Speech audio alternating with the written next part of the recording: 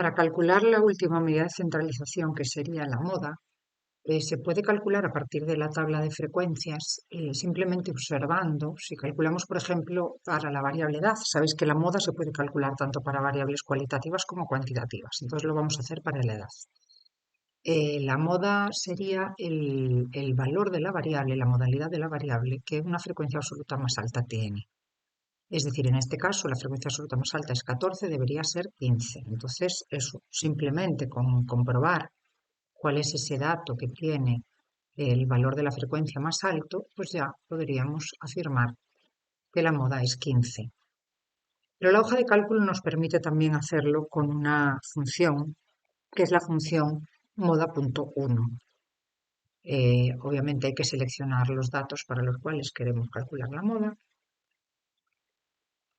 Y si os fijáis, nos da 15 como estamos comprobando aquí que realmente es. Ahora, otra cosa diferente es cuando tenemos una variable que tiene más de una moda. Puede ser bimodal o multimodal. En ese caso, esta función de aquí no nos va a servir. Vamos a utilizar unos datos que tengan más de una moda para comprobar que la función moda.1 no nos sirve. Por ejemplo, estos datos de aquí tienen más de una moda. Entonces, si utilizamos la variable, la función moda.varios y la calculamos de nuestra variable edad,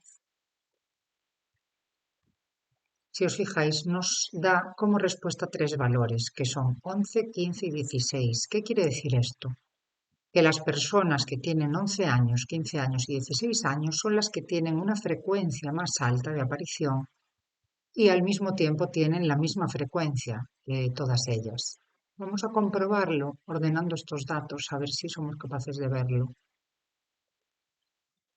Por ejemplo, las personas que tienen 11 años, si os fijáis aquí, abajo en el recuento son 5. Las personas que tienen 13, no era 13 la moda. Las personas que tienen 15 son 5 también.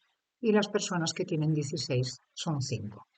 Entonces, cuando tenemos una variable con más de una moda, tenemos que recurrir a la función, en vez de moda1, moda.varios. Y hasta aquí el cálculo de la moda, que sería la última medida de centralización.